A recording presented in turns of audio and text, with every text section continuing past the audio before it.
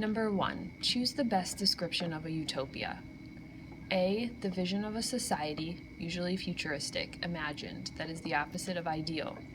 The conditions of life are extremely bad, characterized by human misery, poverty, oppression, violence, disease, and/or pollution.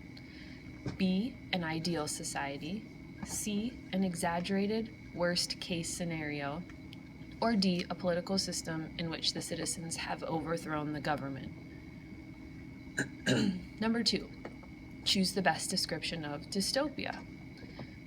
A. The vision of society, usually futuristic or imagined, that is the opposite of ideal. The conditions of life are extremely bad, characterized by human misery, poverty, oppression, violence, disease, and/or pollution. B. An ideal society. C. An exaggerated best-case scenario. Or D. A political system in which the citizens have overthrown the government. Number 3. All of these are characteristics of dystopian literature in at least one of the pieces of literature we read while studying dystopian literature, except A. A government or an institution that tries to make everyone equal. B. Citizens are under constant surveillance. C. Citizens conform to uniform expectations. Individuality and dissent are bad. D. Futuristic or technical terminology or aspects.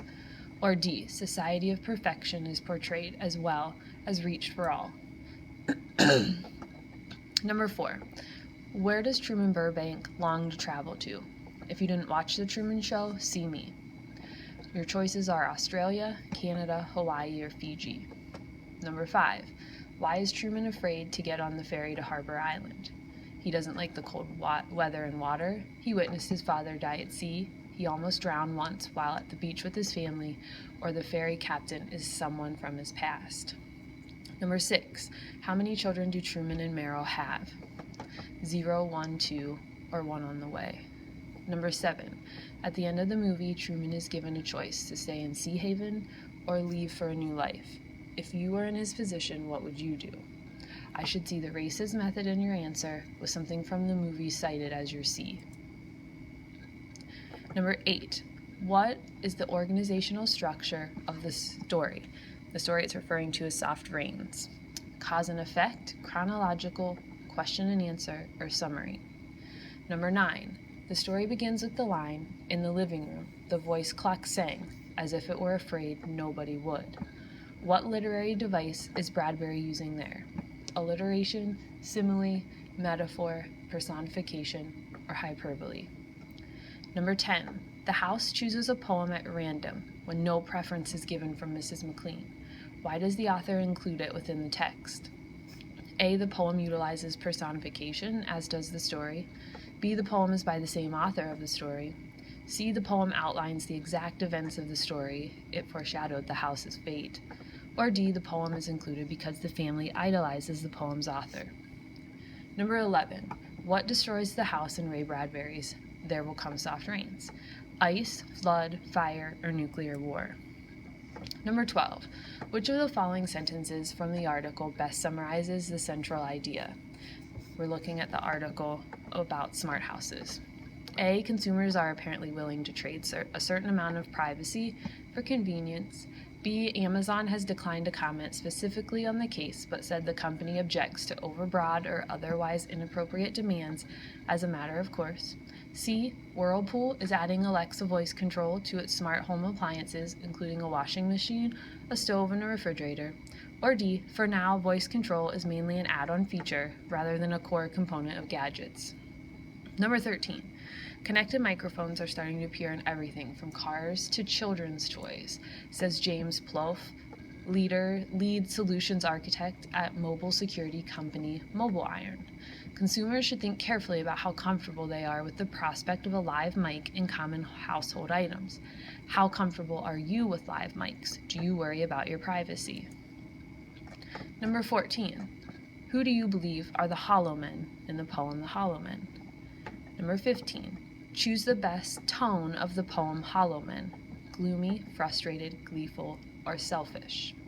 Number 16. Which line from the poem best supports the poem's tone? You chose in number 15. Our dried voices, when we whisper together, are quiet and meaningless. The eyes are not here, there are no eyes here, in this valley of dying stars. Or C, sightless, unless the eyes reappear as a perpetual star. Number 17, the section's about the pedestrian.